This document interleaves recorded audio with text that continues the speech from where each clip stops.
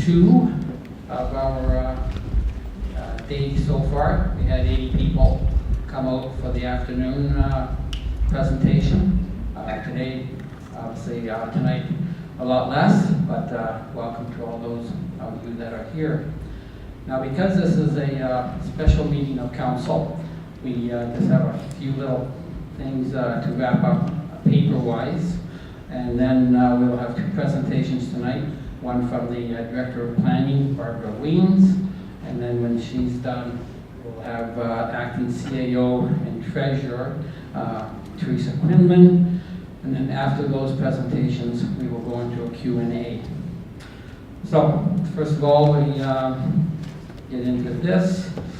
A motion put forward by Councillor Wink, seconded by Councillor Hildebrand, noting that a quorum is present, be it resolved that council hereby reconvenes the special meeting of February the 11th, 2019 to resume the balance of the agenda.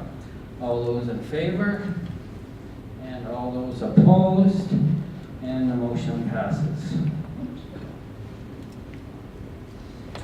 And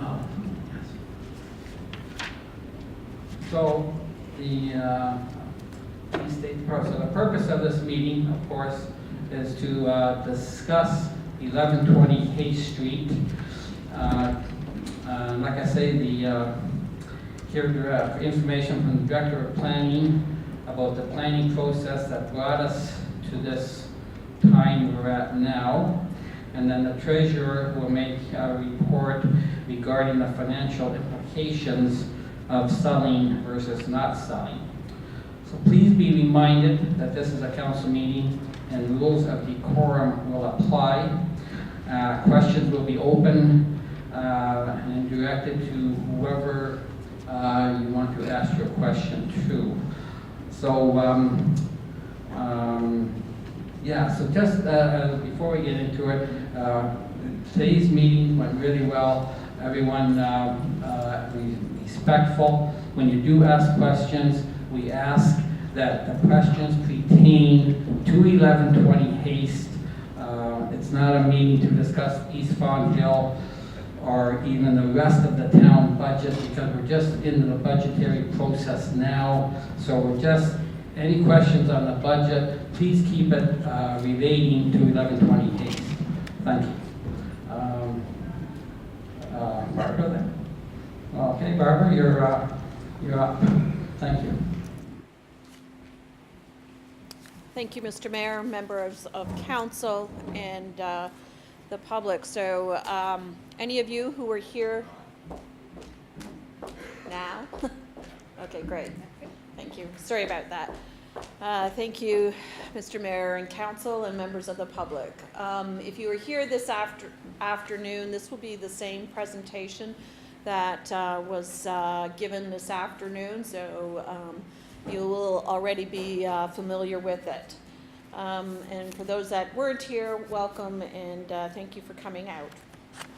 So I'm going to give you a pretty overview of how we got to the what we refer to as the preferred plan for 1120 Hay Street, and how council came to decision making on what lands would be considered to be surplus and what lands would not be surplus.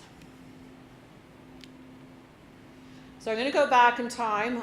This is back in 2014, just to set a bit of context for you. So in 2014, the town had commissioned a facility condition assessment, accessibility audit, and energy audit. This is something that the town does routinely for all of our buildings and facilities. And in 2014, there was one done for the Pelham Marina at 1120 Hay Street. It was prepared by Insight Engineering Inc. out of Burlington. And the conclusion out of this facility's condition assessment, accessibility audit, and energy audit was that the facility is in poor condition, requires significant repair, and several components are not compliant with many of the building, accessibility, and electrical codes. In particular, the findings were that the structural and exterior architectural features were in poor condition. The building envelope was in poor condition. The interior finishes were in poor condition. The exterior site features were in fair condition. The electrical, lighting, and power distribution system was in fair condition. The mechanical, HVAC, and plumbing systems were in poor condition. Fire protection was in fair condition. Life safety components were in poor condition. There were no elevators. The control and functional performances were in poor condition, and the accessibility audit determined that the building was in poor condition. So overall, that report determined that it was estimated that over $2 million in repair were required, and this did not include the elevators or improvements to any of the exterior features such as the parking lot. Approximately $912,000 were considered to be repairs that were critical. Also in 2014, there was another report that was done. This one was prepared by ACOM Engineering, and it too did an assessment of the arena building and recommended that the arena be scheduled for replacement within 5 years. It was also important to note that prior to these two studies being done, the town back in 2012 did commission R.V. Anderson to do a structural review of the arena building, and it was during that review that they also identified a number of structural deficiencies with the building, and that's what brought the interior bracing on the walls being installed was as a result of the 2012 structural report prepared by R.V. Anderson. So we've known for many years that there were a lot of issues with the arena building, and they were very expensive or prohibitive to undertake. Also in 2014, the town established an architectural design advisory committee, and this is with regards to the new community center, knowing that the Pelham Arena was in very poor condition and something needed to be done. So the Architectural Design Advisory Committee was made up of representatives from the town and user groups, including minor hockey, the Joint Accessibility Advisory Committee, the Seniors Advisory Committee, the Figure Skating Club, the Old Timers Hockey League, the Pelham Art Club, service clubs, the Performing Arts Community, the Basketball Association, and the Junior B Hockey. At the same time, in the fall of 2014, Petroff architects were retained by the town to do the design of the community center. So Petroff and this Architectural Design Advisory Committee worked hand in hand for about 1.5 years, coming up with the design for the new community center, the facility that you're in tonight. In September 2016, Council approved the site plan for the new community center. Prior to that, they did approve the budget allocation for the community center in February of 2016, and then construction on the new community center commenced in the fall of 2016. And so throughout that whole time, there were lots of questions being asked, what's going to happen to the Pelham Arena? And so in 2017, in February, Council approved a budget for, as they do it in the normal course. And in that budget, there was approval for undertaking a community design charrette.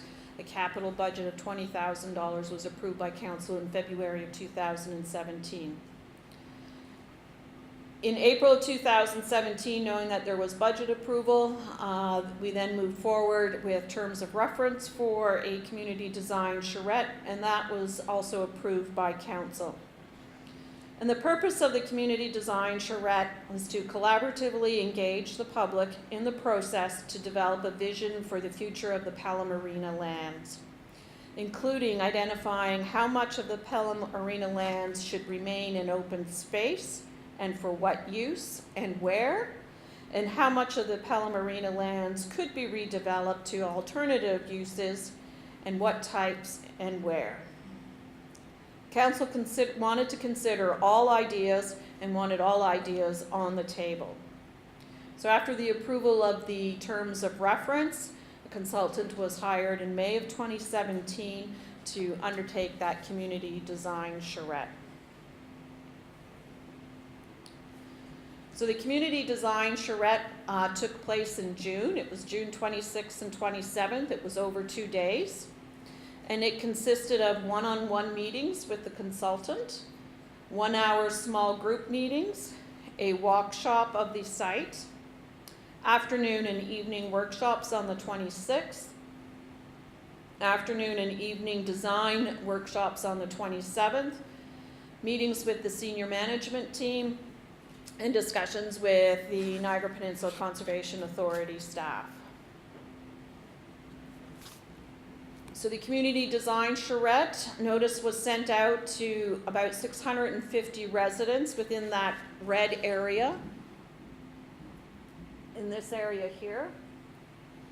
We mailed out notice to 650 households with respect to participating in the community design charrette.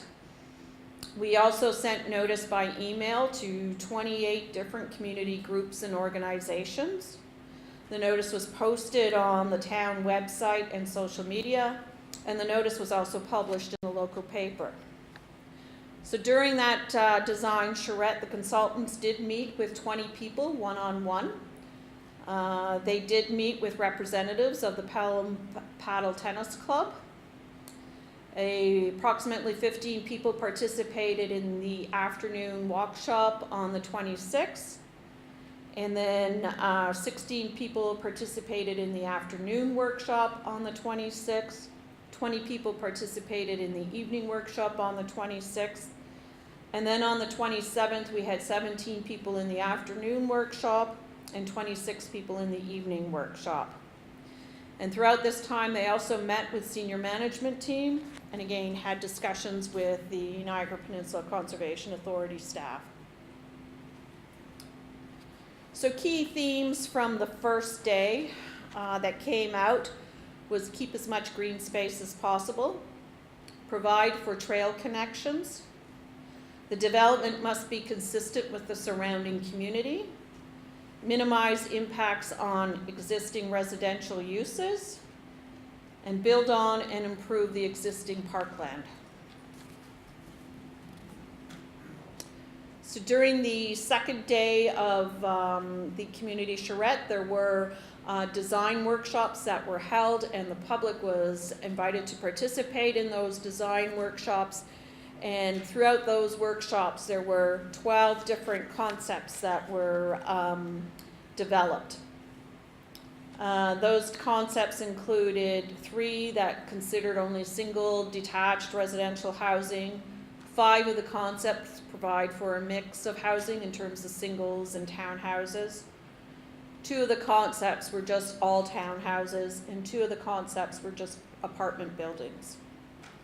So it was building on those key themes that, from the first day that these 12 concepts were developed.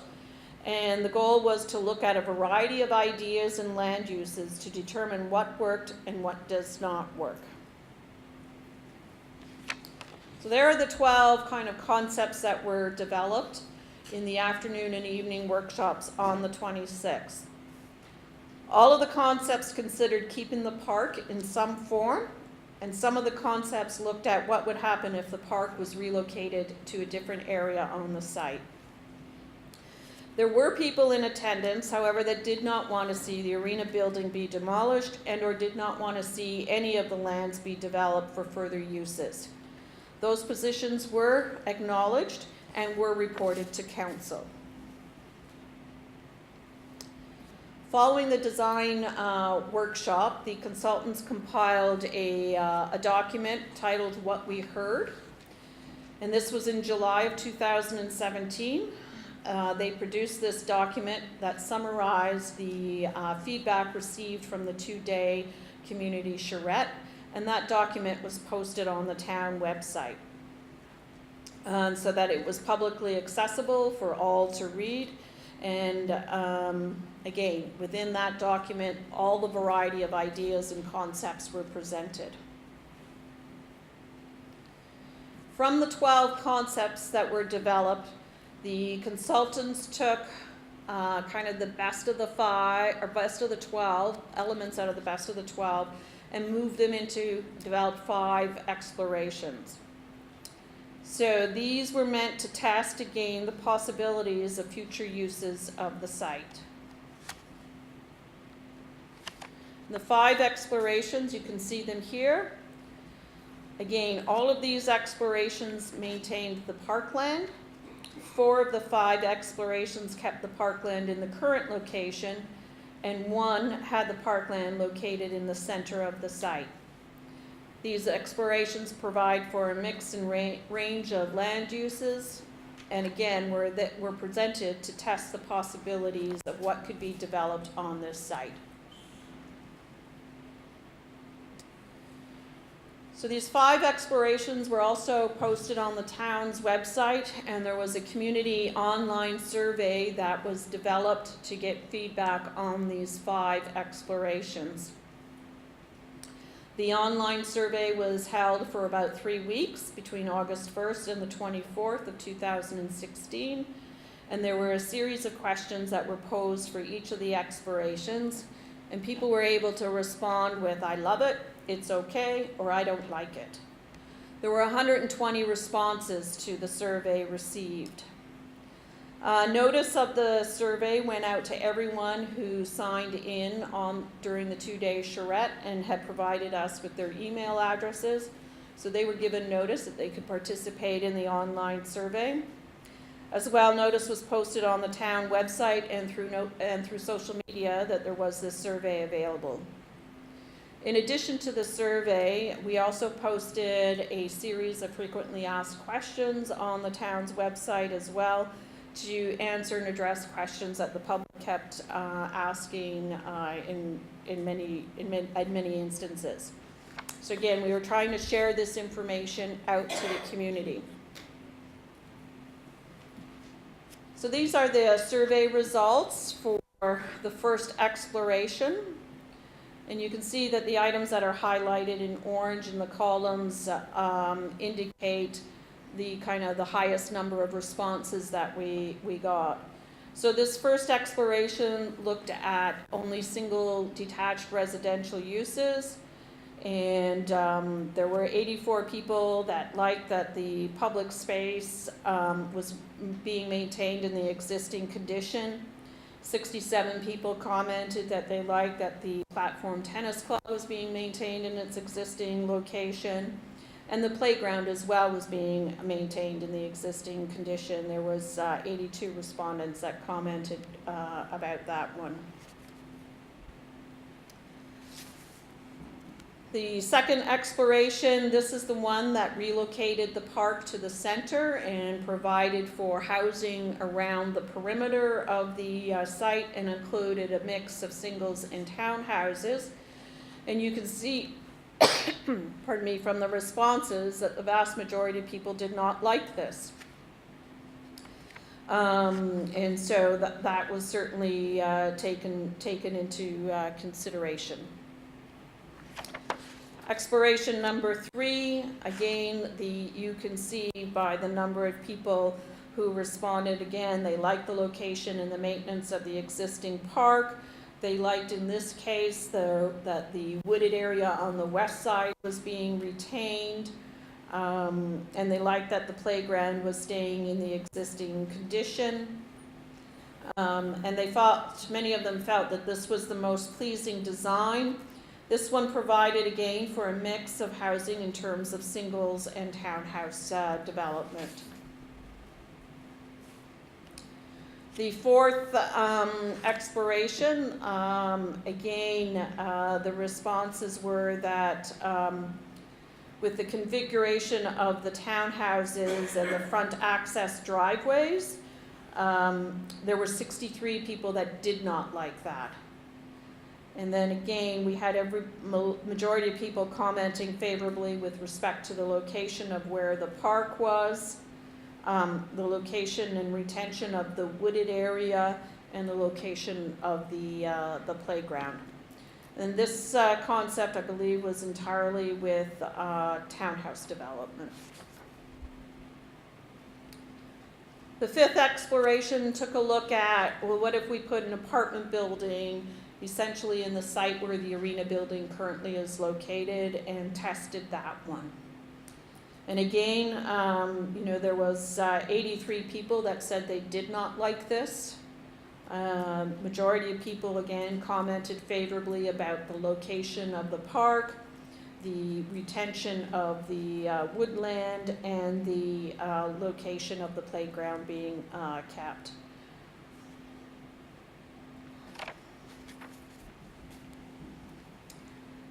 So with that community survey, along with consultants' analysis, staff input, and council input, the consultants did an evaluation of all of those 5 explorations, and they looked at, in terms of trying to come up with an evaluation of what works and what doesn't work. They balanced it against the town's policy documents. They considered land use compatibility. They considered community benefits, compatibility of the buildings, connectivities to the trails and to the existing street network, natural features, services and emergency servicing, and as well as revenue. So again, there are a number of factors that were taken into consideration and a number of viewpoints that are being considered here. So the key directions coming out that was leading towards a preferred plan coming from all this consultation that had taken to date was that there should be no change to the location of the park. There should be no change to the location of the playground equipment, no change to the location of the paddle tennis club, and we should maintain the wooded area on the western edge of the site. Also, we should look at restoration of that natural area on the wooded, on the western side of the site. The trail connection should be enhanced as part of the town's trail network, and there's the need to deal with private property encroachments that are on the public lands. And then finally, it became very clear that infill residential development should occur in the area of the arena building, the parking, and the on-site outside storage areas that were on the site. And that single residential development should be adjacent to existing single detached residential development.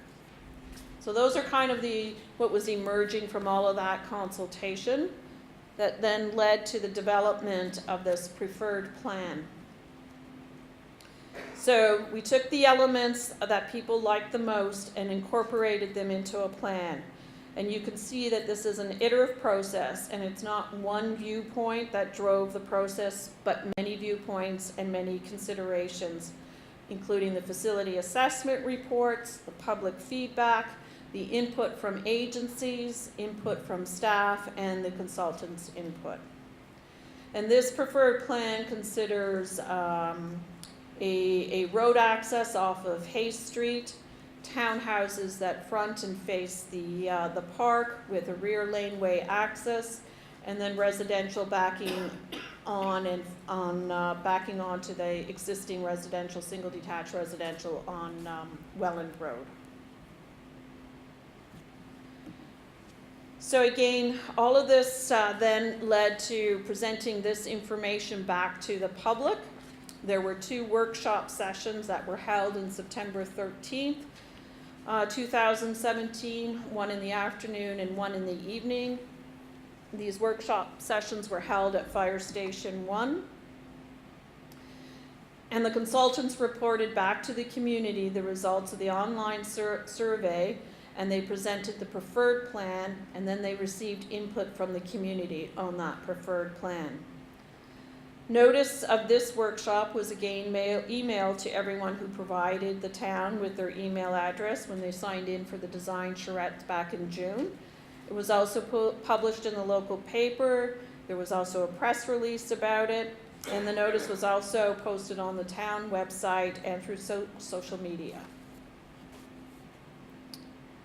And these are some of the images that the consultants presented at that workshop. This is an image of townhouses that front and face the park, so this gave an indication of what that could look like, and was something that the public was interested in seeing. The next image is also the same thing in terms of what townhouses fronting and facing the park could look like. This was an image presented by the consultants of what townhouses with a rear lane access could look like and how they would be treated from the street. This is an image of the divided boulevard in the center, divided roadway with the boulevard in the center and some landscaping. So during that meeting, during those afternoon and evening workshop sessions where this was presented, the consultants also received feedback back from the community on this. And these are the comments that were received. They liked that the wooded area and the park area are being maintained. They thought that we needed to add plantings to control headlights from shining on properties. We need to fix the poor drainage in the area. We should be able to see the park from Hay Street. They like the multi-sport court. With respect to housing, the need for larger lots and fewer townhomes, there was consideration that this was too much housing. And then there was others who felt they liked the combination of the townhomes and the singles. They liked the fact that there were no apartments. They liked the images of the townhouses, and they wanted to ensure that we could enforce the building design through various guidelines. With respect to circulation, they felt that there was a need for more parking, the need for visitor parking for the townhouses. There was an expression about the increase in traffic on Hay Street. And overall of those who attended, 6 liked the plan, and 1 commented that they did not feel that the public input was considered. So after that workshop, there was also a presentation made to council, and there was a special council meeting held on October 10th, 2017, where all of this information in terms of the design charrette process, the online community engagement process, the feedback loop back to the public, and coming up with the preferred plan was presented back to council. This was an open meeting of council. No members of the public appeared as a delegation to speak on this matter, and council received the presentation and authorized the consultants to proceed to the next steps. The consultants recommended this preferred plan because it provided for revenue potential for the town. It responds to the community's desires by maintaining the green areas, the playground, the platform tennis, and the wooded area. It created a connected trail system.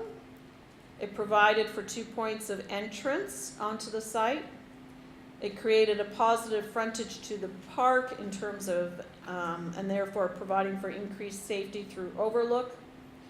The lane-based townhouses have the potential to be attractive and marketable, and it balances the diversity of interests, development potential, green space, community compatibility, and parking. So the next steps after this were to prepare their final report, prepare the design guidelines, prepare the official plan amendment, and prepare the zoning requirements to implement that preferred plan. So then in February 2018, the final consultant's report with the urban design guidelines, the official plan amendment, and the zoning requirements were considered by council on February 5th, 2018. And again, this was an open meeting of council. It was reported to council that there were some members of the public who do not wish to see any development on the arena lands. That was included, as well as the recommendation. And then council directed staff to proceed with the planning approval process for the preparation of the official plan and zoning bylaw amendment. And again, there were no requests for delegation at this meeting of council by the public. We then proceeded with the actual preparation of the official plan and zoning bylaw amendment after that February 5th meeting. So the documents were prepared. They were circulated out to agencies who are required to comment on it. They were circulated out to town departments for their feedback and input. A public meeting was scheduled for April 9th, 2018. At that public meeting, there was a presentation made by staff, and then council also received an information report. There were 13 people in attendance at that public meeting. 3 members of the public spoke at that public meeting. Comments were received with regards to the location of the walkway adjacent to the channel on the west side of the property. There were comments with respect to stormwater management and comments with respect to parking. The public notice of the public meeting again was mailed to everyone within 400 feet of the property. There was a public notice posted on the site. And of course, the public meeting was also notice was posted on the town's website and through social media.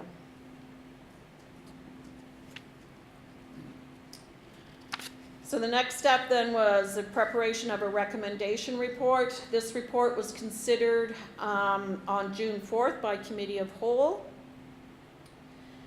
The Committee of the Whole did recommend that council proceed with the official plan and zoning bylaw amendment. And so that was the official plan and zoning bylaw amendment was adopted by council on June 18th, 2018. Public notice of the adoption was given in accordance with the Planning Act requirements, and there were no appeals received.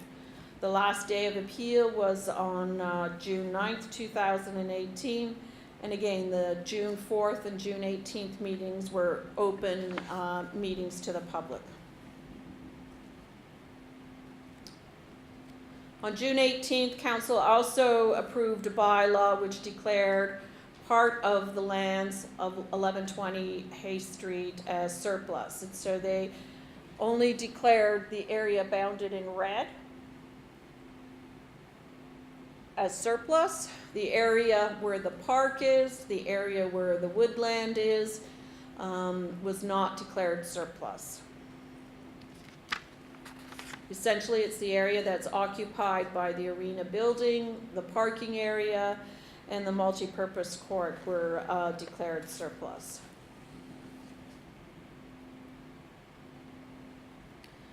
So the consultation process, it was a fairly long one and a fairly involved one. So just to summarize, there were 20 one-on-one meetings with the residents that the consultants had. There was 1 meeting with a representative group. Those one-on-one meetings and the meetings with the representative group occurred on June 26, 2017.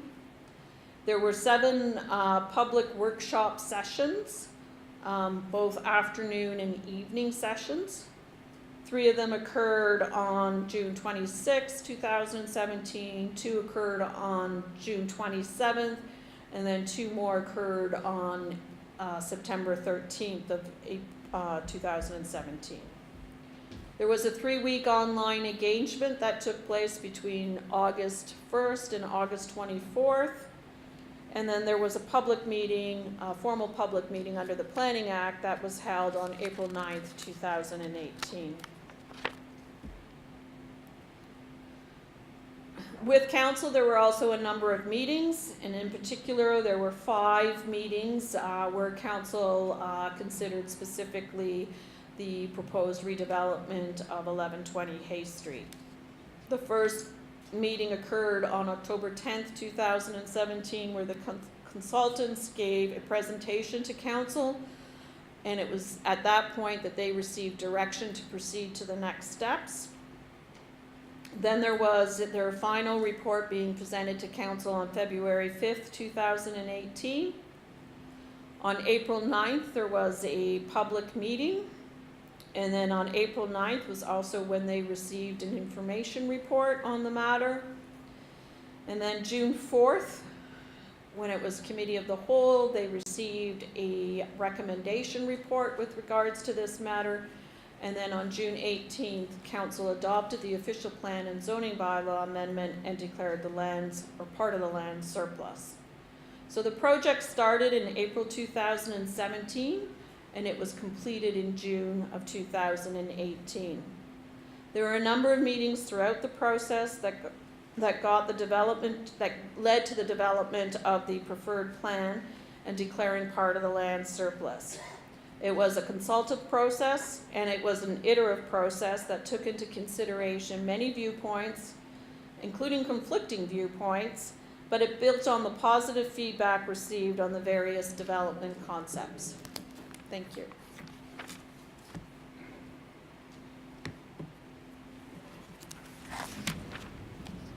Thank you for that presentation, Ms. Weems. So we have before council the motion presented by Councillor Hildebrand, seconded by Councillor Hahn. Be it resolved that council receive for information the 1120 Hay Street How We Got Here 6 p.m. presentation by the Director of Community Planning and Development, Ms. Weems. All those in favor? All those opposed? Motion passes. So the next presentation will be given by our acting CAO and treasurer, Teresa Quinlan.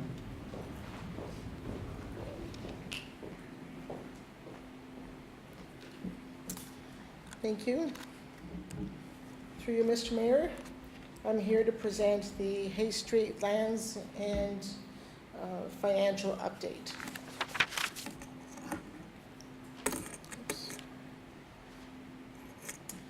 So on the agenda, first of all, I'd like to go through some of the photos on Hay Street, just so everyone's familiar with the actual property that we're talking about.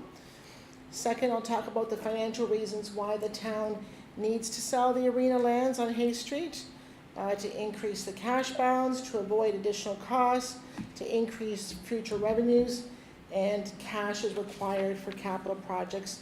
And I'll also provide a debt update.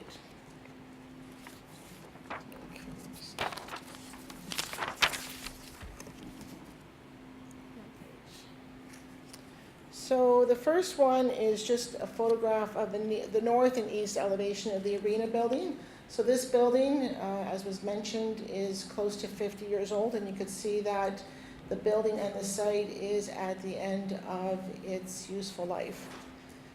The next one is the angle front and side view north and west elevation of the arena building. The front view north elevation of the arena building. It's the view of the Quonset hut located at the arena site. View of the southeasterly yard area in the east elevation of the arena located in the distance. A view of the south elevation of the arena building taken from the southern lot line.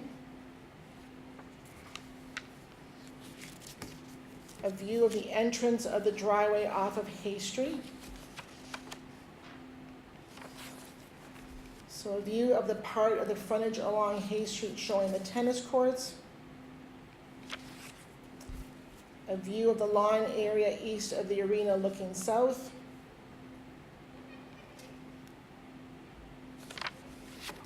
a view of the parking lot area west of the building,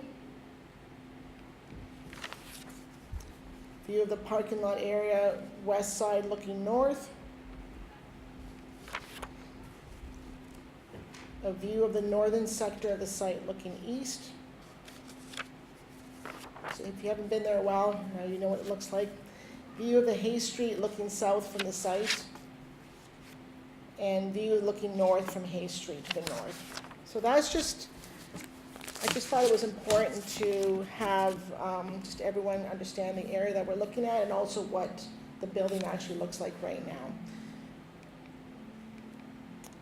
So why does the town need to sell the arena lands on Hay Street? So there's 5 reasons. 1, the town needs the $3 million cash from the sale of the land, and I'll talk in detail with each of the points. Avoid additional costs of demolition and remediation of soil. 3, avoid costs of retrofitting the building for other uses. 4, obtain future property tax revenue in perpetuity from the development. And 5, the cash is needed to fund capital projects. So we'll go through each one. So why does the town need the cash? The town has invested its cash in tangible capital assets. So the cash was borrowed from internal funds, including reserves and reserve funds, to fund these assets.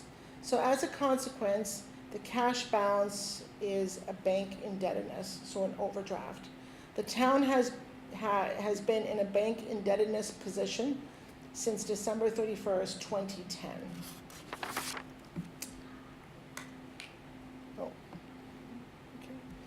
So what does this mean? So let's look at the cash position. I'm using the financial statements of December 31st, 2017, because these are our audited numbers. We're currently working on the December 31st, 2018 numbers, but they won't be released until May, until after the audit's done. So we're using these numbers here.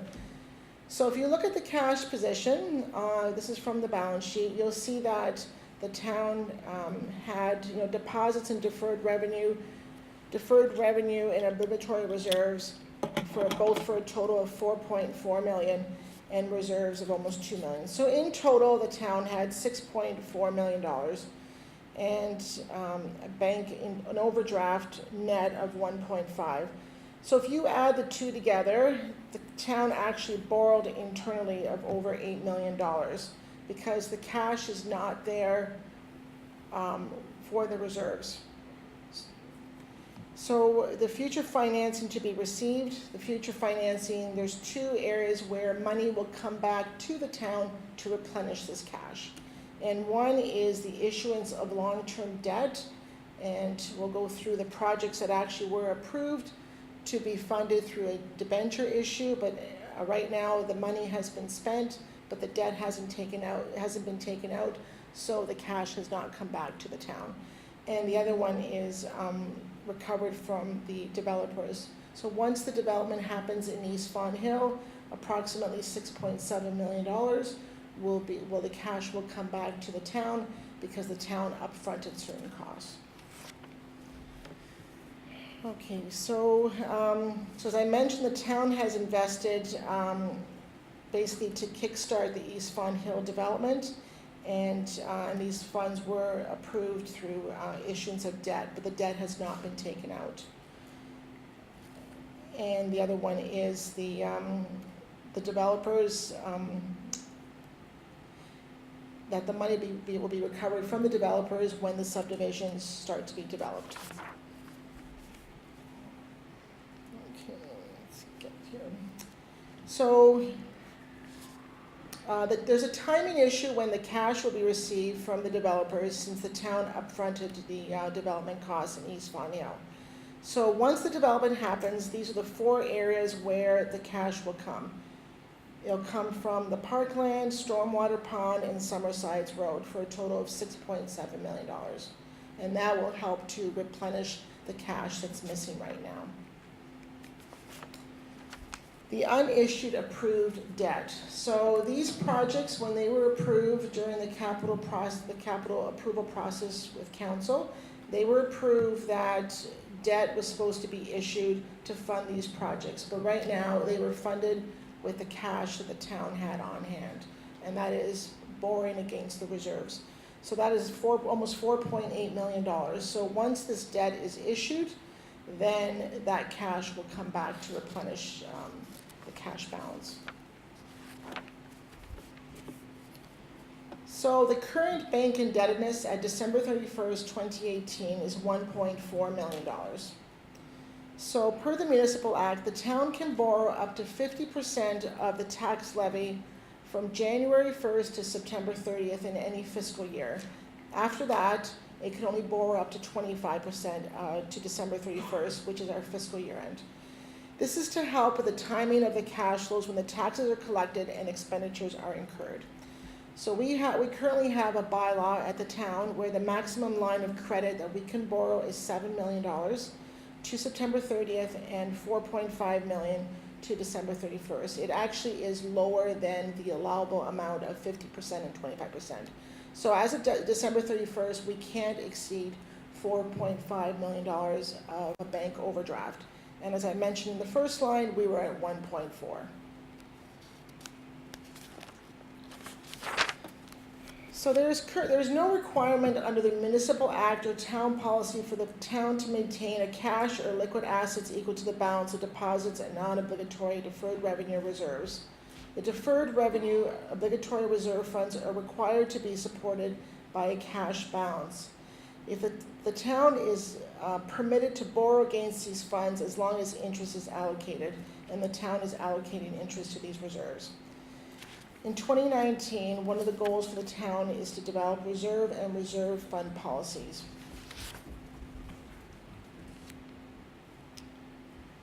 So the second reason why the town needs to sell the arena lands is to avoid additional costs of demolition and remediation of soil. So the cost of demolition, so if we didn't sell the arena lands and we wanted to demolish the building, the cost for that would be approximately $500,000. And the other cost we want to avoid is remediation of soil. So once you demolish the building, then you have to treat the soil if you want to convert that land, let's just say, into a parkland. You just can't leave it the way it is. And that could be as high as $500,000 just to remediate the soil. So demolition and remediation could be as high as $1 million. Right now, every $130,000 of an expense is equivalent to 1% of a tax levy increase. So if we were to incur this additional $1 million of keeping the arena land and then having to demolish the building and remediate the soil, it'd be a 7.7% tax levy just to do that. The third reason why the town needs to sell the arena lands is to avoid costs of retrofitting the building for other uses. So as we heard from the first presentation, there was a facilities assessment report which showed that there's at least $2 million of repairs that are required in the facilities if we're to convert it for another use, because people have asked, why don't we just keep that building and use it for something else? Well, then we would have to spend at least $2 million to repair that. And that doesn't include the accessibility outstanding requirements such as an elevator or other improvements on the exterior. So right now it's close to $1 million just to do minimal critical repairs if that building was to be operational. And so the $2 million of repairs is equivalent to a 15.4% tax levy increase just to do that. So the fourth reason why the town needs to sell the arena lands is to obtain future property tax revenue in perpetuity from the development. So right now, the preferred plan shows that there would be 13 single homes and 28 townhouses. And the property tax that would generate is close to $85,000 a year in perpetuity. That means every year ongoing. And this is equivalent to a 0.7% of a tax levy. That means it's actually revenue coming back. If this development does not happen, then this revenue will not contribute to the town's bottom line.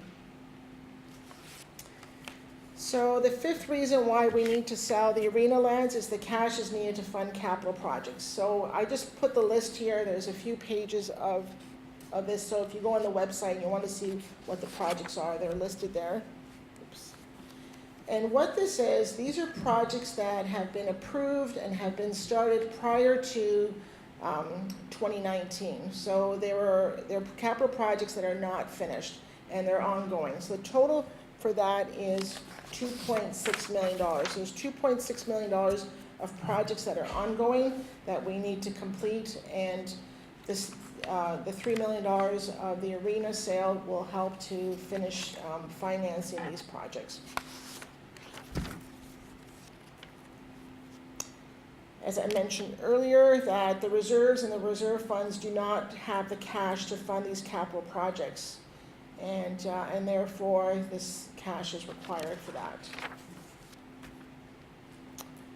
And the last part that I just wanted to provide an update is the debt balance at December 31st, 2018.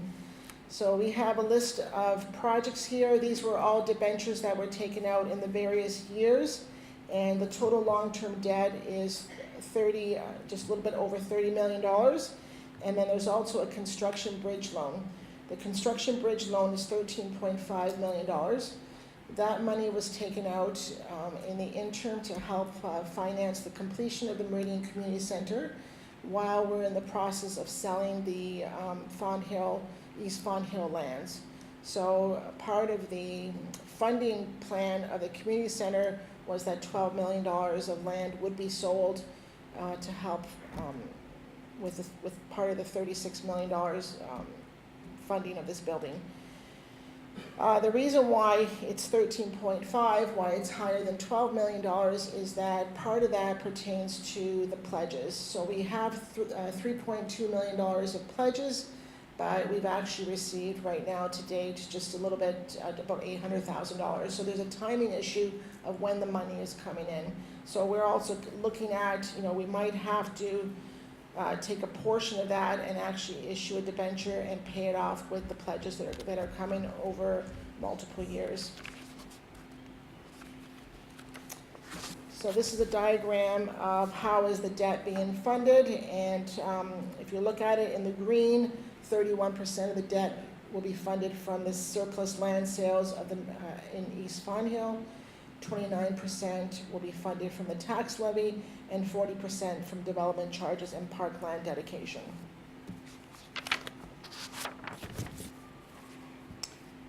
So with the long-term debt, under the Municipal Act, there are certain restrictions that restricts municipalities on how much debt the municipality can take out.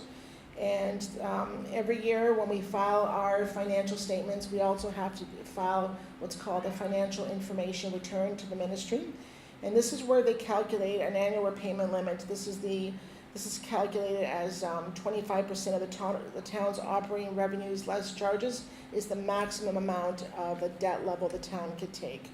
As the treasurer is responsible for providing council with any updated calculation and annual payment prior to any approval of new debt. So where are we at? So this chart here shows what the annual repayment limit is for the town of Pelham, and assuming that we issue the $5 million of the debentures for those projects that were approved to be funded through debentures but not issued. So if you look at this, then in 2019, we're at 18.42%, below the 25% limit. And you can see that the number actually gets lower as the debentures are paid off. So this is just a snapshot to say where is the town of Pelham with the debt. This does not include the $13.5 million of construction bridge loan, because the goal of that is to pay that off. And that's my presentation.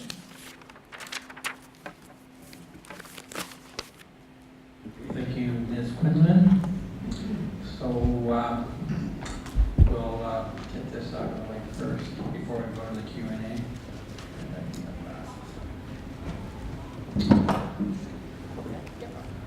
So we have a motion put forward by Councillor Stewart, seconded by Councillor Wayne.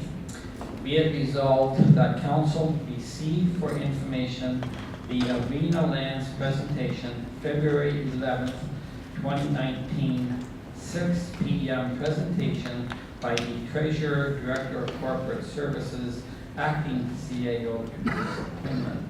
All those in favor? All those opposed? Thank you. Motion carries.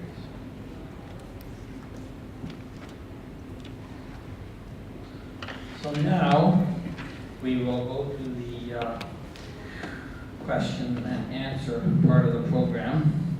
And when citizens approach the mic to ask a question, we will please state your name and indicate that you're a Pelham resident or business person. You don't have to give your address.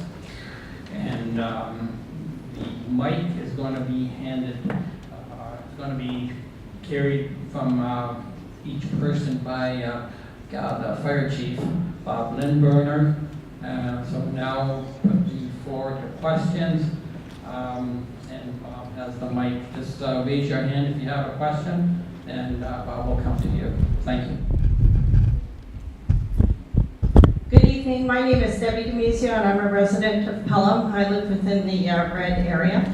And my question is for Ms. Weens, please. Can you please turn back to the slide about the online survey? It's a question about timing.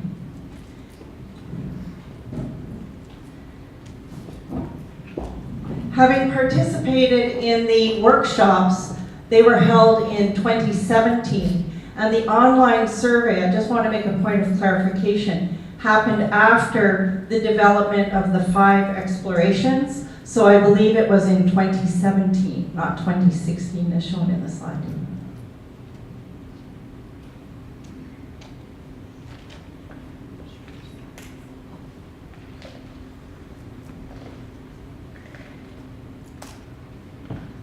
Since I'm still holding the mic and you're looking there, I'll give another question if I may, please. I was just commenting. Well, certainly the online survey followed after the charrette process. Correct, and it shows on the slide August 1st to 24th, 2016. So I just want to make that point for the minutes, please, that the report be revised. My second is a question with respect to the indoor tennis facility. I wondered whether or not the indoor tennis facility underwent a facilities assessment report at the same time as the arena. I do not know the answer to that question. I can't answer it, sorry. Thank you.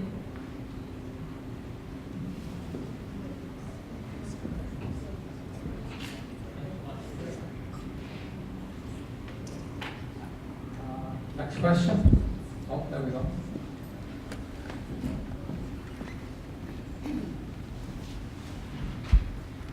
My name is Lara Gunton and I'm a resident near the arena lands. Thank you for the thorough presentations. My question is with regards to the forested land. We heard that there was some feedback given that we'd like to thicken up the forested land and rejuvenate that. Given that we are short on funds in all respects with the town, I wanted to know where the funding would come from to do that and how realistic that is given our financial situation. Thank you. That would be as part of the development approval process. It would be a condition of development that they would enhance the natural vegetation along that wooded area. So the people who are buying the lands would have to do that? Okay. Yes. So not from the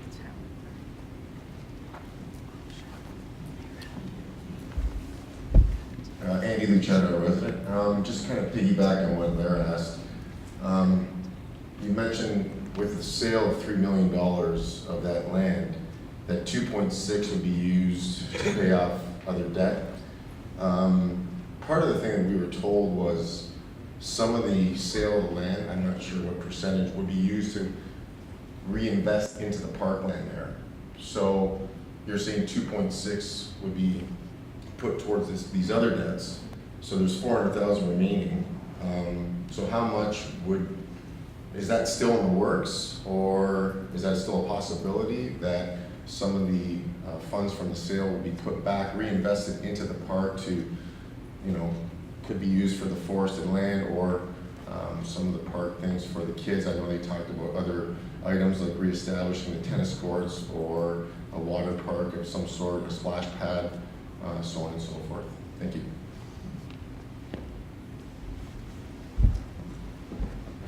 Well, right now, we haven't talked about that, but that definitely would come forward as part of the capital budgeting process. So we would definitely consider that. My name is Cheryl Crozier. I'm a resident of Fawn Hill here. Just a thought about the divided roadway coming in. I know lots of times those little divided parts in the middle are not maintained or neglected after a while, but I'm just thinking that maybe they could be just a double road, and that would maybe give some more of that back laneway some more room. Maybe for room for more parking, or maybe for better snow removal too. Thank you for that. Certainly, as we get a development plan in terms of a plan of subdivision, all of that would be looked at through that process. This, of course, is what's referred to as a concept plan, and when the lands get sold and there is an actual plan of subdivision, that's when we would go through and look at all of that in detail.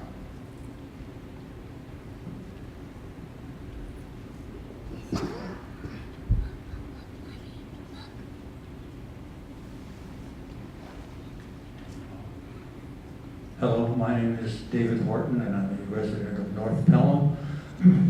I was in here this afternoon, and I had a chance to look at some things online. Just to clear things up for me, please. It looks to me from the one slide that it says point number 5, cash needed to fund capital projects. The cash from the land sale is required to fund 2.6 million of capital projects. Is that correct? So in fact, the 2.6 or the 3 million is not going to fund to reduce debt. It's going to fund capital projects. That's correct, yes. So, okay, thank you. My comment will be in the capital projects that I saw listed online, I did not see repair to Poth Street. I'm sorry, I did not see repair to Poth Street. Is that correct? Right, because the Poth Street request is coming through the 2019 capital budget. These were projects that were approved 2018 and earlier. So we actually do have the Poth Street on the 2019. On the 2019. Yes. Thank you. Now I have, if I may, one more question.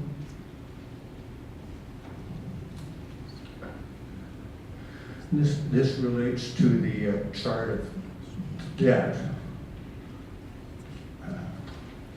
as of December 31st, 2018, one of the slides. And if I have this correct, the total long-term debt is $30 million and change. And then there's a construction bridge loan of 13 million and change. Is that correct? That's correct. So the total debt being 43 million at the end of 2018. Well, bridge loans typically are short-term debt. Is that That's correct, yes. correct? Yes. Okay. So then I go over to the pie chart, Yep. and it says, how is the debt funded? And there's a surplus land sales, 32%. So I go down and whether I take a total debt of 43 million, which includes the bridge loan, if I take even 30% of 43 million, that's 12 million plus, closer to $13 million. But the arena land is being sold for 3 million, but that's not going to pay down debt. So we have surplus land going to pay down 32% of the debt. Right, So that, if I can, I'll just finish and I'll let you speak. To me, it looks to me like the surplus land, excluding the arena land, is being valued at in excess of around $13 million. Is that correct? that's correct. Is that the land all around this building here? Yes. When would that $13 million be available to the town if it were sold for that? Right now, we have offers and we're working on them. The goal is to have this completed by the end of this fiscal year. That's the goal. Okay, and sorry for taking so much time. I have one last question. If an offer came in at $3 million for the arena, I don't know how municipalities are taxed. Is there any capital gain on that $3 million? Municipalities are not taxed. They are not taxed. Thank you very, very much for your time. Thank you.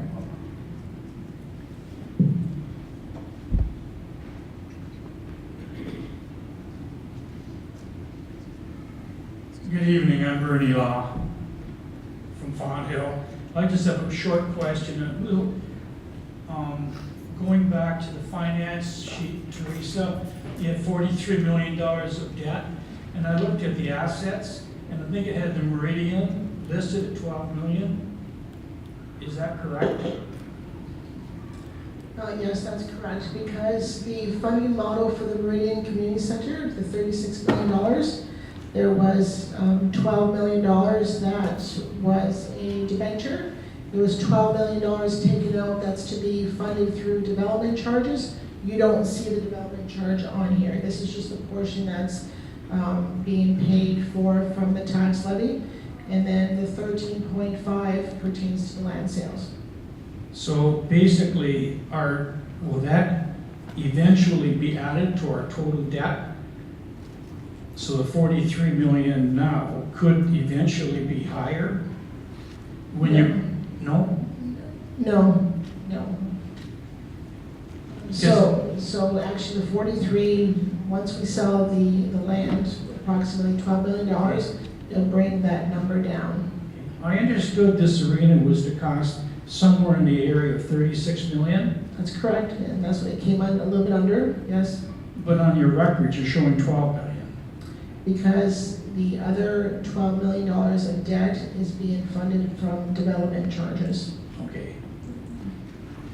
So it's not going to show up as a debt. Well, no, it does show up there. So there's, if you look at here, if you look at the, oh, it's not on there. Okay, so there are two. There's the 72, debenture number 72-216 right now is at $8.7 million. So that was the portion that pertains to the tax levy paying for the community center, and then the 12 million is from the development charges. So there are two numbers there. So that's close to $20 million.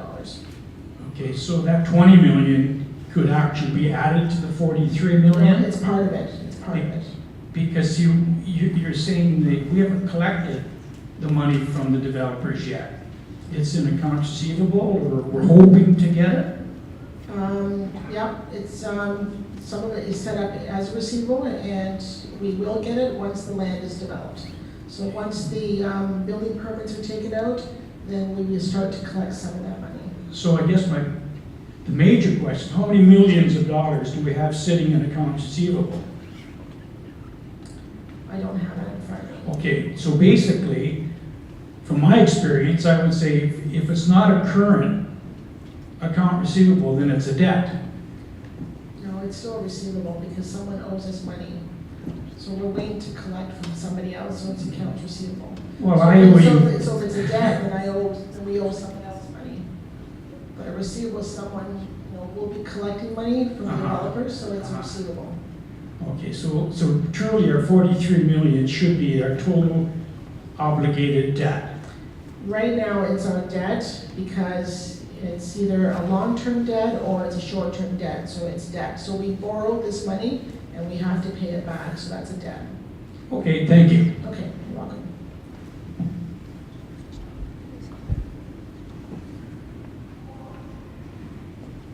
Hello, my name is Colleen Kenyon and I'm a new resident of Font Hill.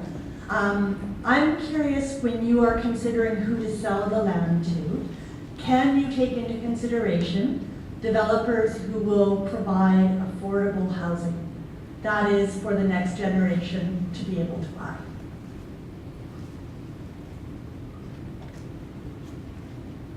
Thank you for that question. Certainly affordable housing is always a tricky thing to deal with.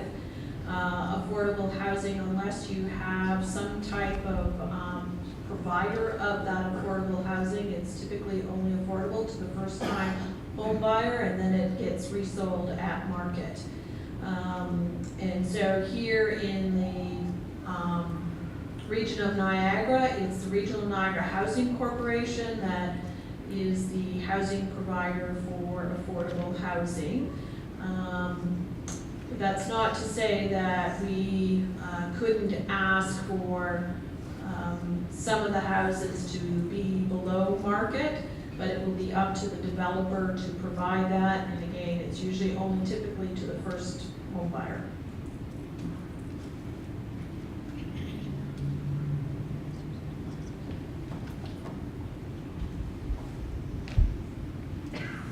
Hi, Teresa Ross, Pelham resident. I'm just wondering, from what I hear tonight, there is no current final plan of subdivision. Is that correct for this Pelham lands, the old arena? That's correct. A plan of subdivision has not been applied for or approved. What was approved was an official plan amendment and zoning bylaw amendment. Okay, so then that currently means that the nice pictures you showed us, rear lane townhouses only in the center section, single-family homes backing onto Welland Road houses, doesn't necessarily exist or have to be followed. The zoning on it was very specific, that provided for single detached residential dwelling units on that portion of the land. That includes the lands that back onto existing houses on Welland Road and the housing on Hay Street. And that the interior portion where the shows the townhouses, that was zoned to permit townhouses only. Okay, what's the cap on the number of single-family homes that'll be in that area, the number of townhouses that'll be there, and the assurance that setbacks and minimums won't get changed once the developer purchases the property?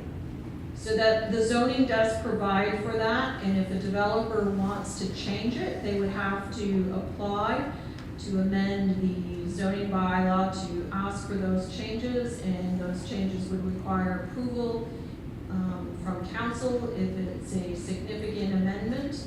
If it's considered to be a minor change or a minor tweaking, it's a committee of adjustment approval. But that's the process allowed under the Planning Act for amending a zoning bylaw. Okay, I'm sorry, I still didn't get the answer. I don't think of a specific number of single-family houses and townhouses for that area. So it's 13 single detached dwellings and 28 townhouses. So 13 and 28. All right. Is there a minimum amount of money that the council is willing to accept for this piece of property? You're telling me it's going to sell for $3 million. Is that going to be the council's final amount as a minimum? And now, what's the time limit to accept that amount of money? If you don't get your money by the end of this month, are you going to accept, $1 million for it? No, so right now, that property is assessed at $3 million, 2.7 to $3 million. So that's what it's assessed at. The offer that is before us is in that range. I don't want to, because the offer is still in the air, I can't tell you exactly what it is, but the offer, when it came in, we told the fellow that it couldn't be time sensitive because we wouldn't be able to give him an answer as to whether or not we would accept the offer until we came back and had this public meeting. So he said, okay, he could wait.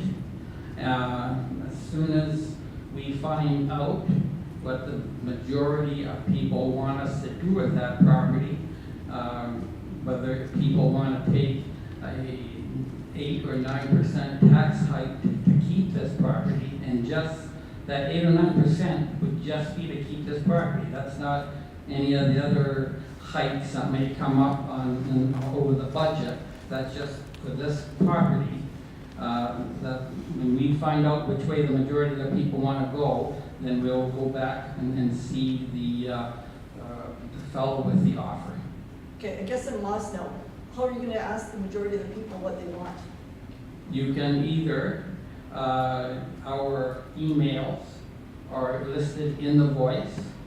You can go on the website, which will give you a place to vote. Or if you want to go to the voice paper, they are going to be running a poll. So we will be taking all of these. So basically, it's just word of mouth, who you hear from is how you're gonna make your decision.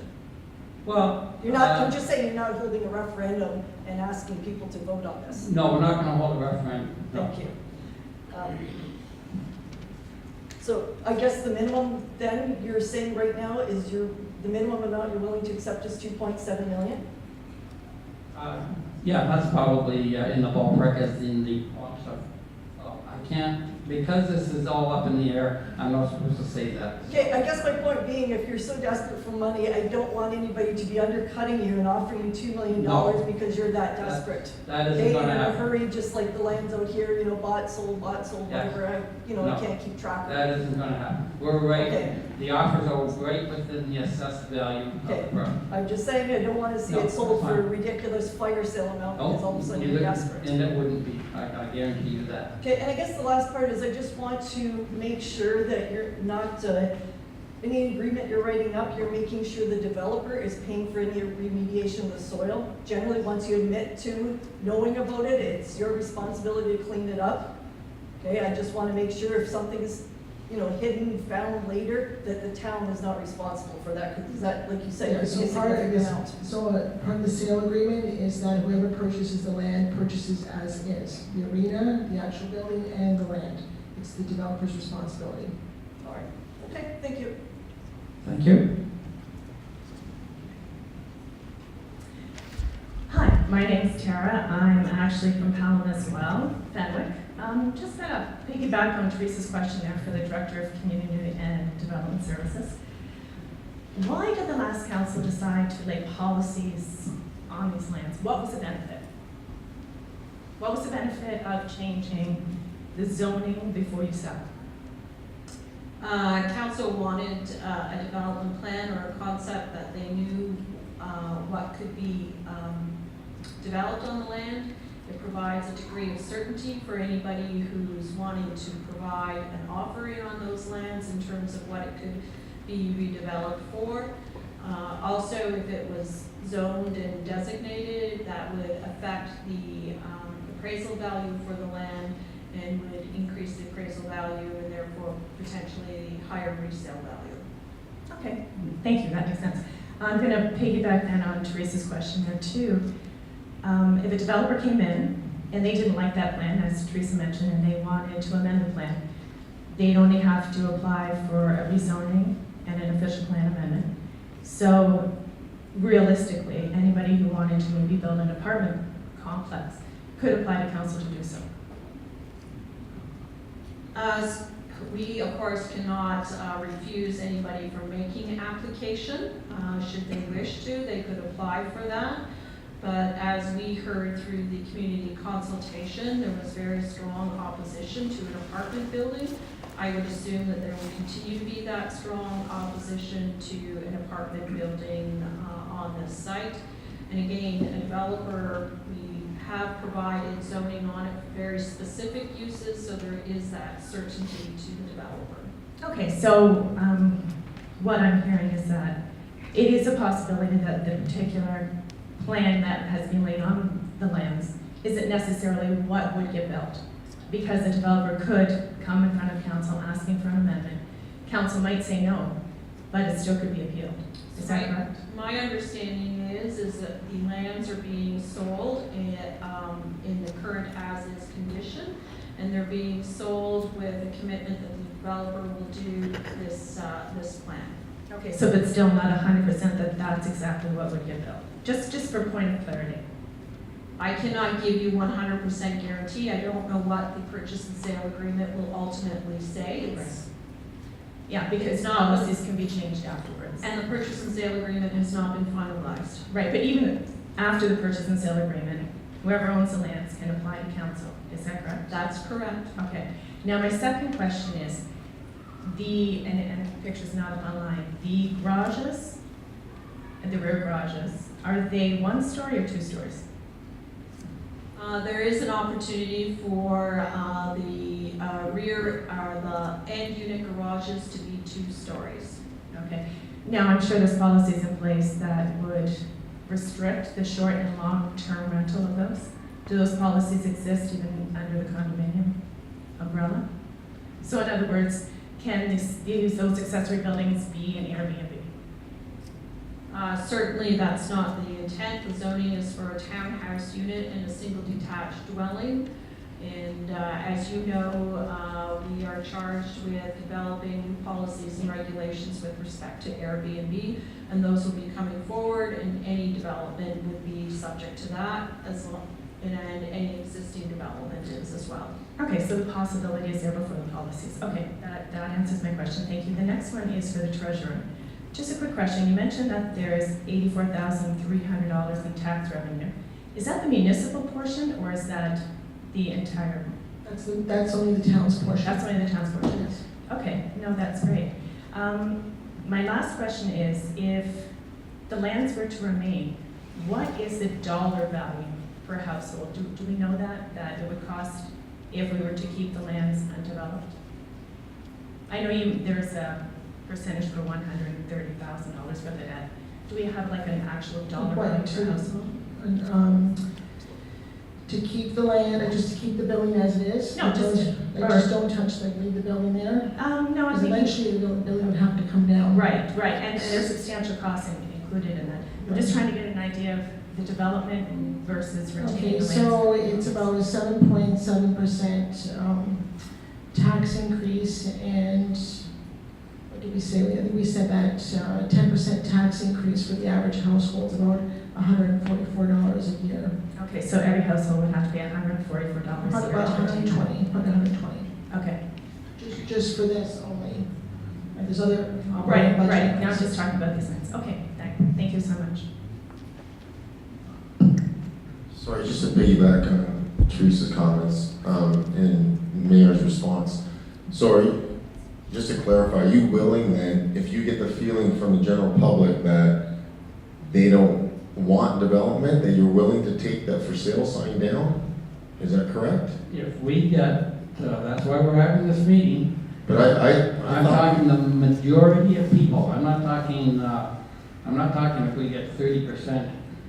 I'm talking if we get, whoever we get. Yeah, whoever it just seems very subjective, and I thought we were beyond that.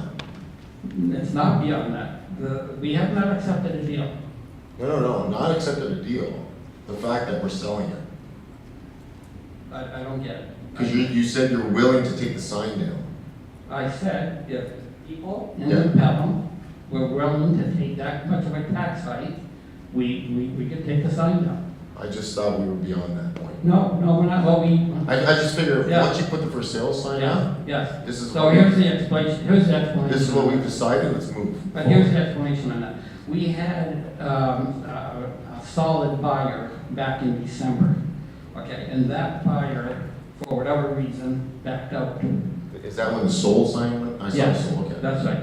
So then, so when that deal fell through, it still was on, we put it back on the market, not this council, but it went back on the market, and now we have this offer with it. It's not time sensitive. We told this gentleman that we would not, we couldn't do anything till we had this meeting and indication what the people of Pelham want to do here. So that's where it stands right now. The offer is waiting for us to make a decision. Okay. I find it confusing that the option to take the for sale sign down is still on the table. Well, like I said, it wasn't on the Because table. since 2017, we've been meeting. So I thought that was a done deal. It was a done deal, and if it had been done before this council got in office, there wouldn't have been, there's nothing we could have done. But these councilors ran on and myself, we ran on the supposition that if the land wasn't sold before we came to office, then we would have this meeting and decide it. Okay. I hope that helps. A little bit, but not totally.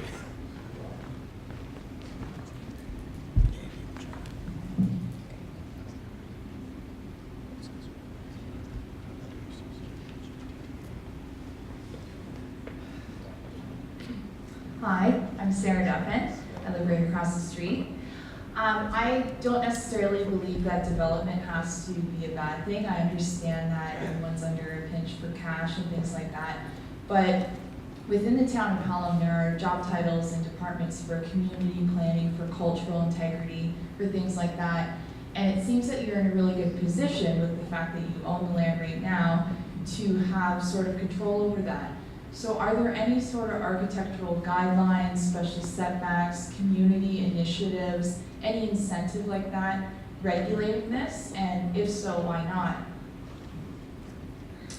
Thank you for that. So there were urban design guidelines that were approved as part of the official plan amendment to ensure that there is fairly high quality design for the housing and high quality construction. So that has been approved as part of the official plan amendment. Okay, just a question. Was that also applicable for the East Font Hill development? Did that fall under that? So there are urban design guidelines for East Font Hill. They are different than these ones, but they do exist as well in East Font Hill. So, but they're different, right? They're different. That's correct. Urban They are guidelines? different, yes. So where are those urban guidelines? Are they available to the public at all to view? Yes, absolutely. Online? Yeah, Okay. yeah, they're online, and for this particular site, they form part of the official plan amendment. And then the document itself is available. I believe it's online, and if it's not, we can certainly make sure it is posted online. Okay. It just seems that there's a lot of opportunity with this property. It could be something really good for the community, and it's just like East Font Hill going to come back down to the developers and the profit-driven portion. So maybe those urban design guidelines, I don't know, are they sort of just for density purposes and for kind of the colors of how things look? Are they anything for community and services that it can provide? They also provide for landscaping elements and landscaping treatments. They also provide for the pedestrian network and connectivity. So that's what they speak to, as well as the building design, building materials, orientation of buildings. There isn't anything specific with respect to a cultural aspect or a cultural element. And why is there not? We do have a separate cultural master plan that speaks to that, so it generally isn't included in urban design guidelines for development. Okay, why isn't it included in that? Again, because we have a separate cultural master plan that deals with those Okay. elements. So will the developer have to follow that cultural plan, or is it kind of up to them and how they interpret it? No, again, when we review development applications, we review it through those lenses as well. Okay. The only concern is that East Font Hill happened, and they weren't through that lens necessarily, so the concern would be that that would happen again. So, but thank you. Noted, thank you.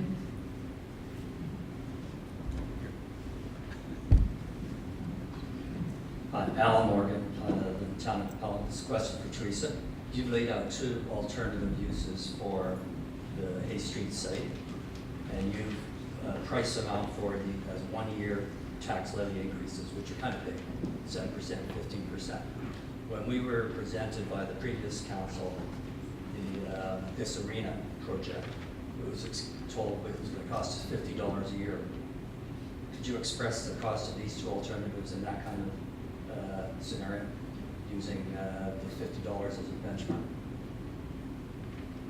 So are you referring to if we keep the arena lands? Yep, either one. You keep them or you make it into a park. Okay, so if we make it into a park, then we would have to demolish the building and remediate the soil, so that would be $1 million. And we said that. Okay, just stop there. So the $1 million that it's going to cost to make it into a park. Right. I think you said in the article, figure. Right. How much is that per year? If it was financed with So, venture as opposed to a one-time tax increase? So it's a 7.7% tax levy, so I don't have the chart in front of me, but if it was a 10% tax increase, it'd be $144 a year. If it was 10%, so. Sorry, that's not what I'm asking. Okay. Yeah. Okay, so the arena was going to cost $36 million. And the previous council had a number of ways of financing it, and we were told it was $50 per tax. Right, per household because per year. that was a portion, so of the 36 million, there was 3 ways to fund it. One was 12 million to sell the arena lands, one was 12 millions for the development charge debt, and then the last portion was the tax levy, which was $9 million. So that $9 million is being paid by roughly $50 a year per Okay, household. and we wouldn't finance the $1 million cost to make that into a park using that financing scenario you just mentioned. You can do whatever you want. Okay, so wouldn't that be like $4 a year per house? No, it wouldn't be. Well, $12 million of debt is, right, is $50 for the average household.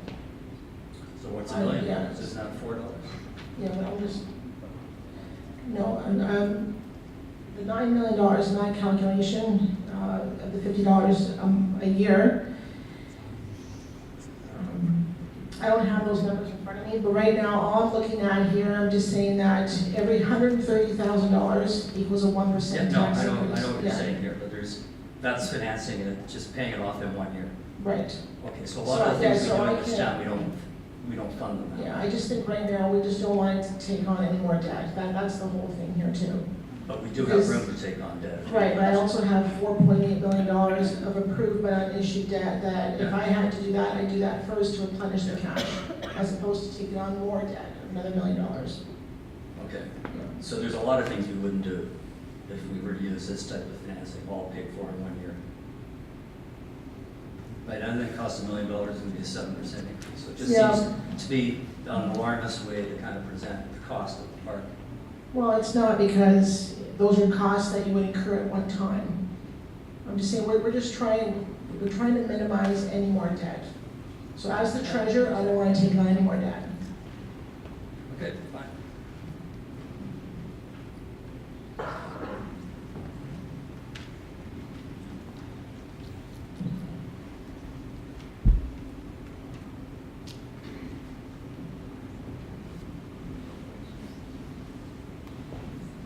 Sharon Vispulas, I am a taxpayer on Hayes. And if I'm understanding, there would be roughly 40 homes in that property. And there's 2 cars to a home, that would be 80 cars coming in and out of one entrance and one exit. Looking at it in a safety, fire, emergency, does that follow a safety guideline? Should there not be another exit entrance somewhere?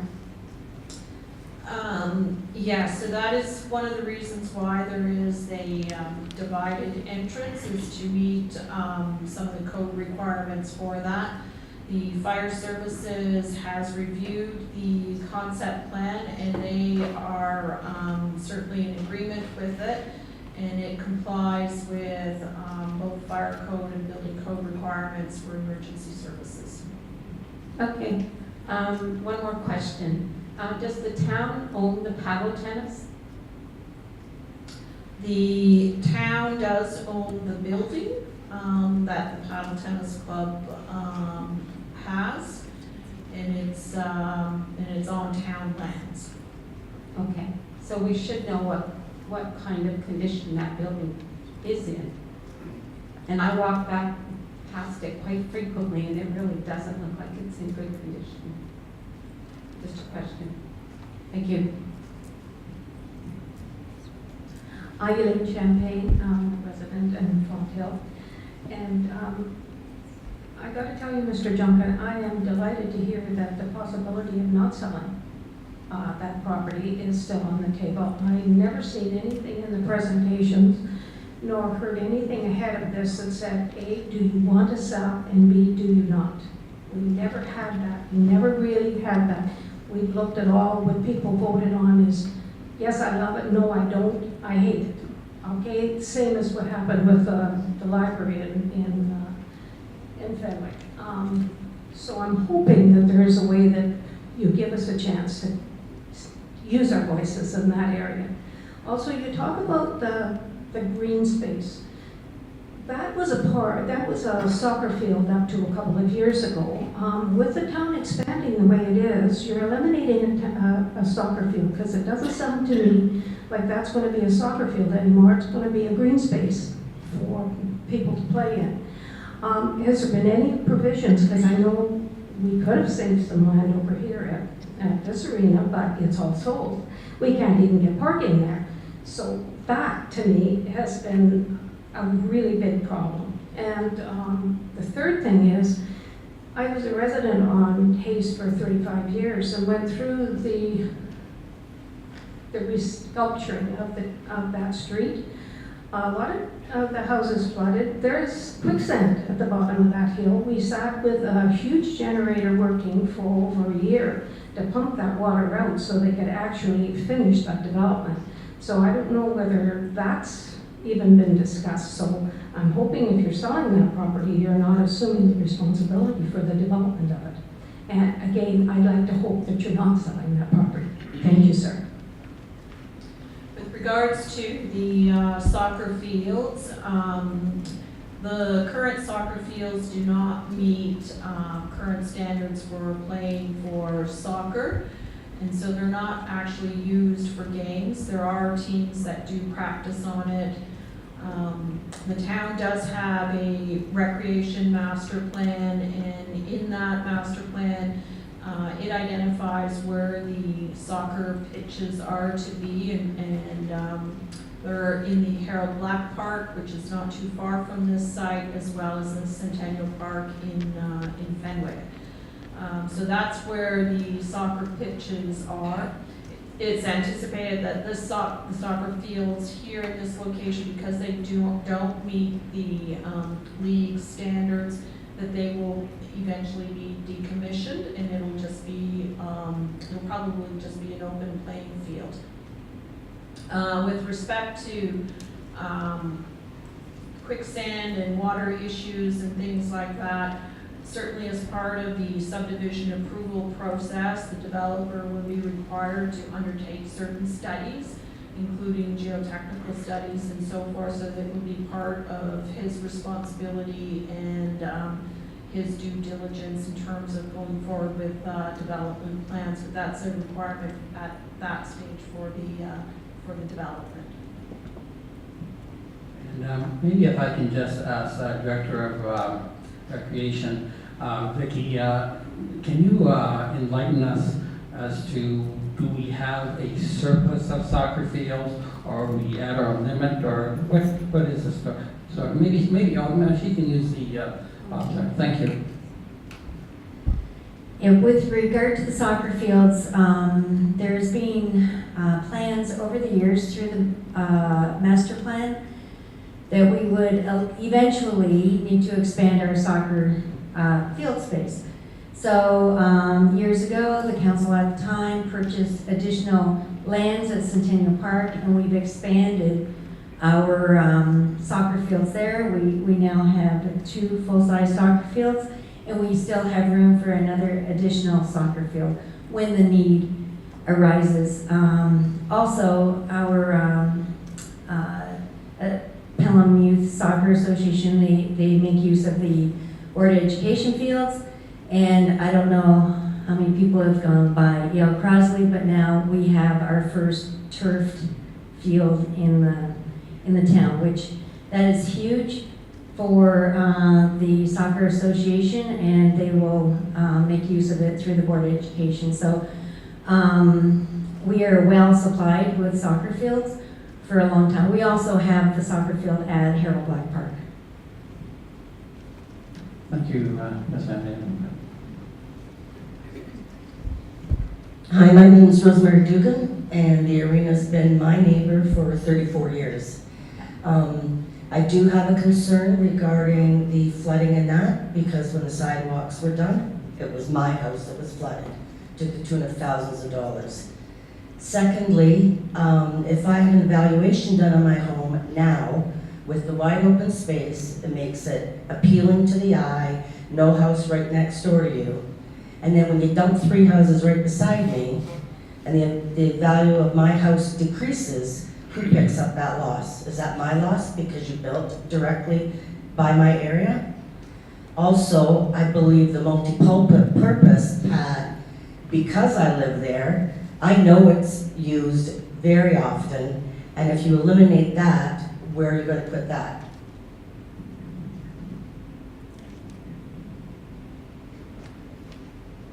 With respect to the multi-purpose pad, it is anticipated that it would be relocated somewhere else into the green space. So that is something that was considered. With respect to the appraisal value of your home and before and after valuation, I'm not sure who can answer that question.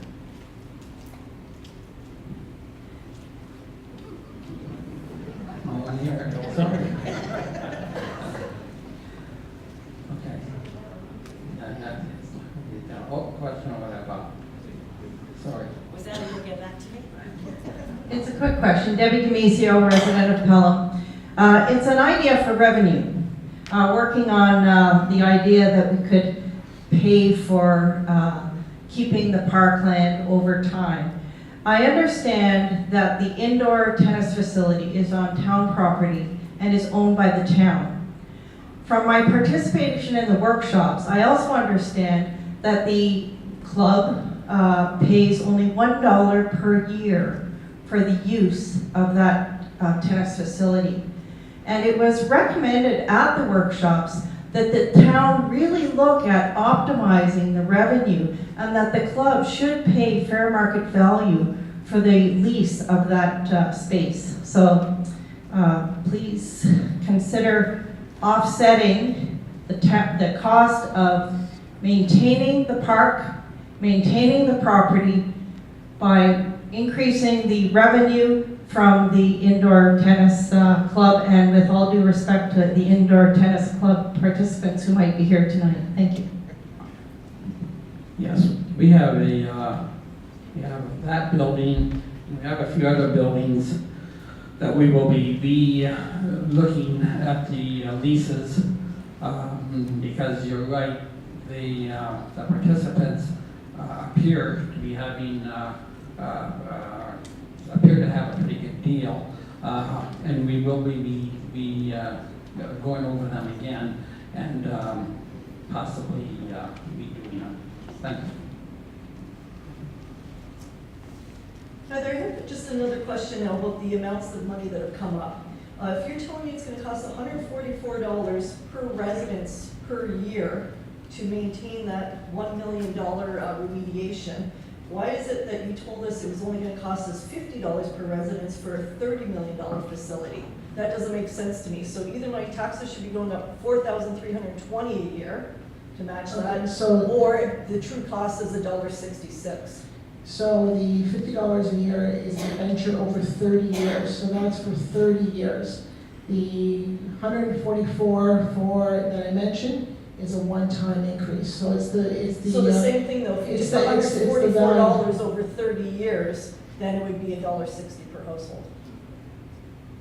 Well, then there's the interest implication, but Well, I'm just saying that's a simplification of what you're trying to say.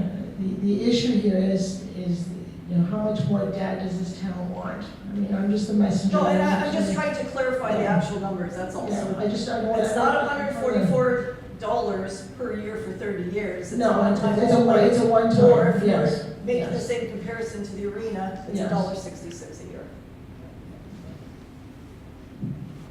Well, and the difference is the $50, as Teresa says, is ventured over 50 years. Oh, I'm sorry, 30 years. Whereas this money is needed now to do the projects. Yeah, okay.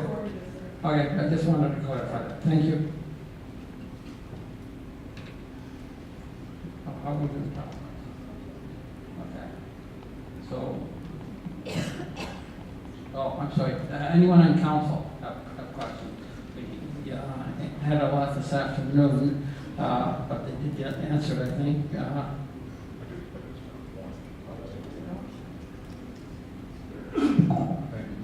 Sorry about that. More here. I come up with more. So on our annual repayment limit, the 4.2% for 2019. If any of the sales do not happen this year around this area, that would put us over the 25%, correct? And we would require the money from the sale of this agreement to stay within the 25%? The 13 million would put us over. Or close to it.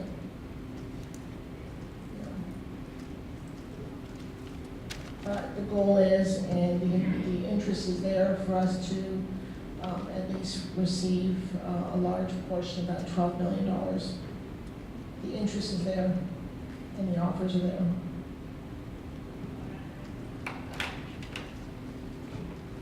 Okay, oh. One more. I don't need the mic, I can speak loud enough. My name's John Deans, and I'm a member of the staff. Sorry. You're not I can yell. Thank you. Thank you. Name's John, I live in Fonthill as well. I got a couple of comments, and I'd like to get some comments back from you. You mentioned that the capital expenditures from the past are roughly $2.6 million. Now, you're looking at this land as a means of covering those costs, if I heard you correctly, so I want to make sure I understood that first. And if that's the case, then the next question is, what's your 2019 budget for capital expenditures, and how are you covering that? Or is that going to be another tax increase as a result? And then I'll give them all at once, and then I'll let you fire back at me, Teresa. The other one I can't read, because we put my glasses on. Your O&A budget, have you looked at that at all? And reducing that and using it over against your capital expenditures? Sorry, just answer one question. Sure. I'm going to answer one question at a time. No problem. Because if you've got I five want of to give you them, the list. There's only 4 questions. But yeah, I know, but you're speaking quickly. The first one, the $2.6 million, just remember as part of the presentation that, the cash isn't there, and this will help to pay for prior year's cash, and the answer is yes.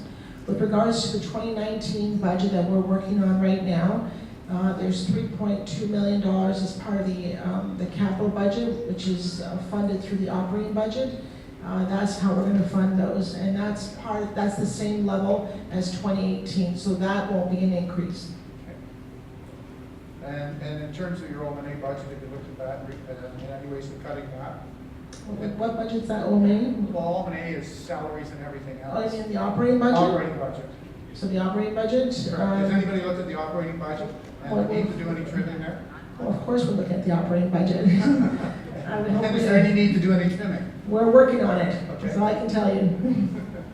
And lastly, I'm sure everybody's asked this question before I made the statement, what about selling a new facility, and how does that resolve these problems?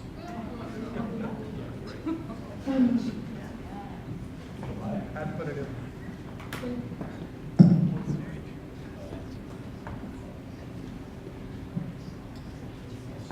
One more question.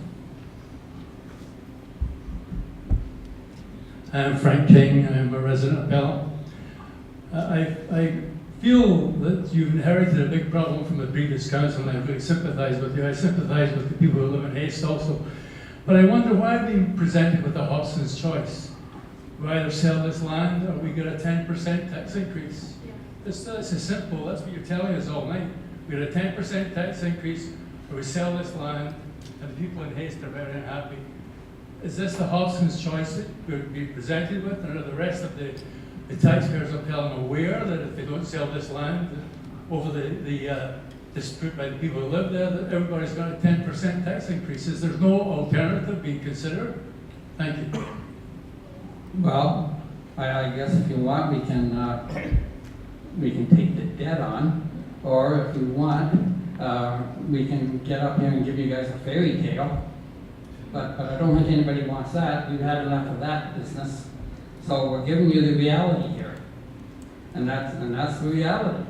The last 2 or 3 years, we've had over $6 million of capital budgets that got deferred because we were buying assets in East Fonthill. So that's the truth of it. That's the reality of it. We don't have any cash reserves, so we can't go into that pile and do anything there. So the bottom line, There's no, if you want to keep the arena, and this is without any other tax increases that may become after we have finished the budget, because we're only halfway through the budget. So there's that tax increase there, but if you want to consider keeping the arena, we need that money to fund projects, so it's gotta be, if we're talking 10%, it's 10%. And we need it now, we can't take it out 30 years from now. We got enough debt that we don't need that problem getting any bigger.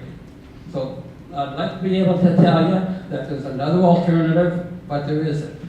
It's either we got to all cough up $150, 144, whatever it is, every resident in the town, get us this money where we are, or we sell the, we go through and sell the arena. That's, there's no magic to it. Sorry. Thank you.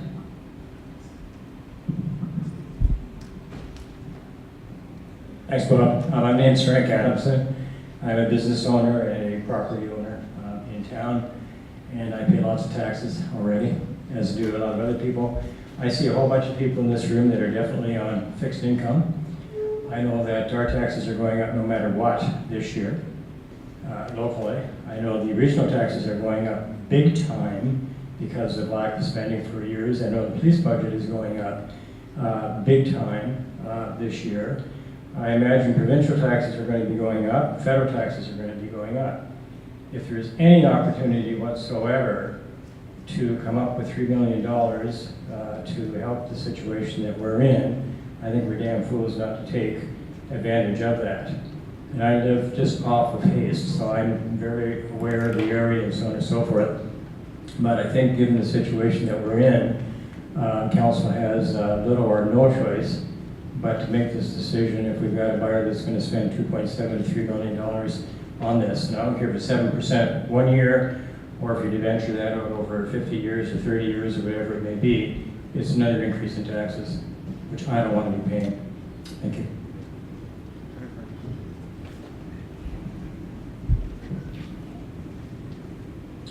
Okay, any questions? We're getting close to the 8 o'clock deadline. So when you go home and you think about this, we had the pickups on that table that you can take home and look at. All of our emails are listed in the voice. I believe phone numbers and emails are on the town website. So yeah, either contact us that way on your, just a minute please, to let us know where you stand. I know the local paper is going to be running a poll on that this week, and Mark McDonald, our communications specialist, is going to put something up on the town website. So there's lots of ways that you can get a hold of us to let us know what you want to do. And back to you. Thank you. Again, Debbie Canicio, resident of Pelham. One last question with respect to the proposed sale of the land. If there is a conditional sale on the property, is that subject to condition of financing, or is it subject to condition of the proposed plan for development? And is there a deadline for the development? Because it sounds to me from the last few comments that we are really cash strapped and we cannot wait to collect taxes on those however many homes they plan to put in that space. Thank you. So the taxes, the 84,000, obviously that's not going to happen until take up the building permit. That's when the taxes start. This is a fine. So, with regards to the,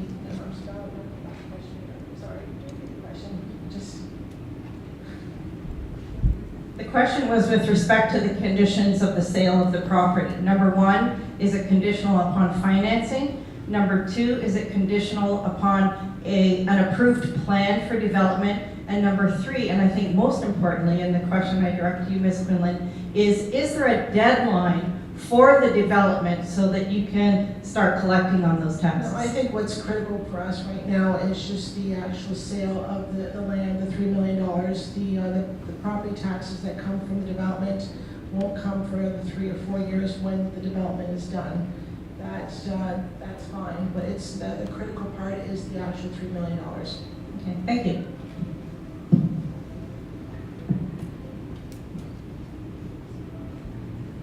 Okay. Oh, we got someone right at the back. So you mentioned that there's going to be a survey. Does it have to be through the Voice? Can it just be through the town, to be fair? I just listed all the possibilities. The only reason I'm saying that is in the past when people have tried to vote poll-wise on the Voice, it hasn't been actually accurate. But I think through our town, I would believe that that would be a fair survey. Yes, well, like I said, we all have our emails listed in the Voice. Yes. And there is going to be a place that you can voice your opinion or voice your choice on the town website. Well, I think that's a great idea. Okay, thank you. Okay, so, okay, more paperwork, sorry. This was a council meeting, so we got to finish this up. So a motion put forward by Councillor Hahn, seconded by Councillor Hildebrand. Be it resolved that,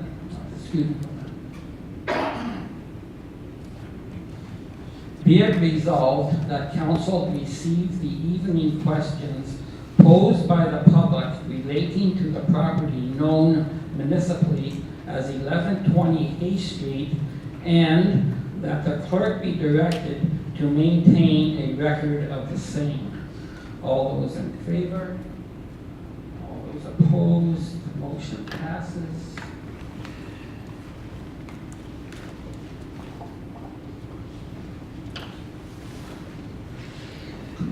And a motion put forward by Councillor Hahn, seconded by Councillor Trophy.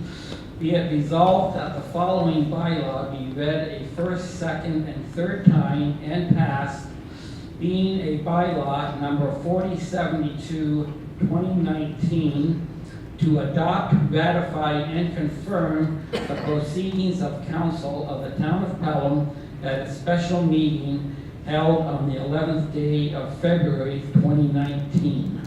All those in favor? All those opposed? Motion carries. And last one. Okay, a motion put forward by Councillor Trophy, seconded by Councillor Hahn.